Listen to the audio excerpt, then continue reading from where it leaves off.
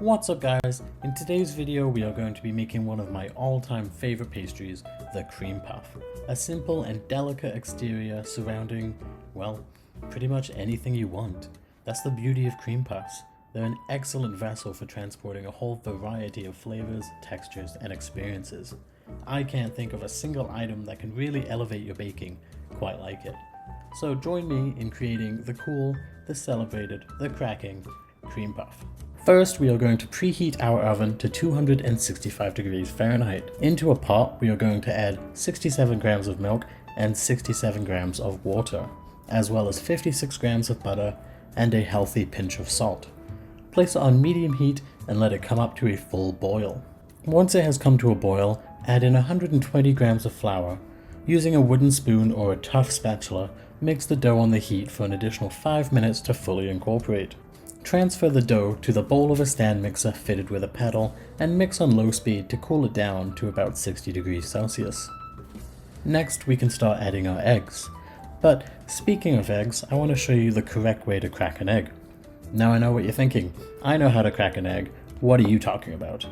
But the cracking on the edge technique creates a sharper, less controlled crack, increasing chances of breaking the yolk and also making it more likely to get shell fragments. Now the best way that I have found is to crack the egg on a flat surface such as your table.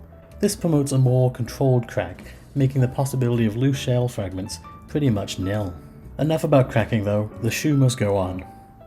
Get it? Shoe, like shoe pastry. Anyways, you want to add your eggs in one at a time. You'll note that I haven't mentioned an exact amount of eggs. The amount that you add can be affected by numerous factors, including humidity and the size of the eggs. You just want to keep adding eggs in until the right consistency is reached. We're looking for a smooth dough that kind of almost flows off the paddle. We'll transfer this to a piping bag fitted with a round tip. If you don't have a tip, just cut the tip of the bag off and slice up the seam a little bit to create a roundish tip. If you are using parchment or baking paper, I always pipe a small amount of dough in each corner underneath the paper to ensure that it sticks to the tray. Now, we want to pipe at a 90-degree angle to the pan, squeezing the bag gently to get a nice even 3 to 4 centimeter wide mound. Try your best not to have a peak by twisting your hand clockwise quickly when you release. Pipe as many as you can fit on your tray, a couple inches of space around each one to let them expand. Any peaks you do have though, we can fix with dabbing our fingers in water and lightly patting them down. We can place these in the oven for 15 minutes.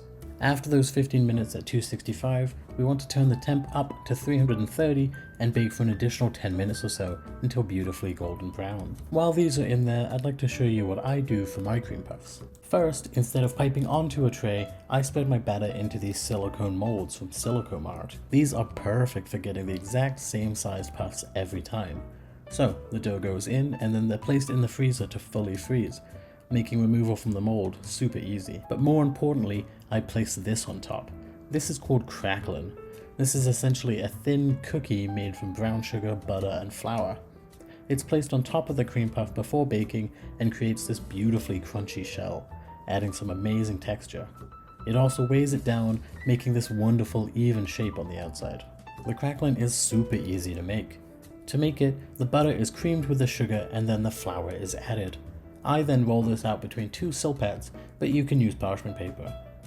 You want to roll it until it's a couple millimeters thick, and then you can stick it in the freezer to fully harden. Once it's frozen, we can peel off one of the silpads and, using a circle cutter, cut out circles roughly the same size as our cream puffs. Wait for it all to thaw, and then bake at the same as our other puffs. Once cooking is finished, turn the oven off and leave the door propped open.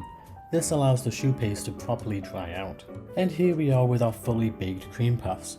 Now clearly there is a size difference between the two of them because of the mold, and I would recommend this size for making profiteroles or for making a croquembouche, but I would suggest piping a much larger one for more individual handheld cream puffs. Now these ones on the right look great.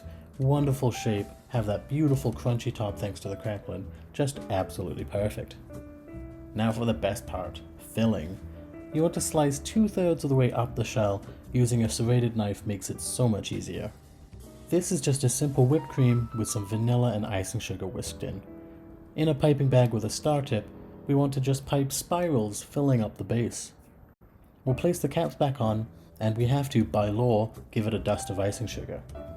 And here we have a simple cream puff, and I guess I'll eat this one. Yum. Now for my version. I like to keep the whole puff intact, so instead of cutting up the top, I like to place a small hole in the base to pipe my fillings in. For this one, I'm using some blueberry puree that I had made a few days ago, sweetened with a little bit of local honey, as well as the pastry cream that we had made in the last video. Now let's slice into this one to get the cross section, and oh, look at that. I think this side looks tastier. Yup, I was correct. And last but not least, we need a whipped cream one to get the Glamour Shots. And this is it, the amazing cream puff, an extremely useful pastry for transporting pretty much any flavor you can think of. And with the Cracklin on top, it adds in some much needed texture contrast. Anyways guys, thank you for watching. I'll meet you back here in my kitchen for the next episode. I'll see you then.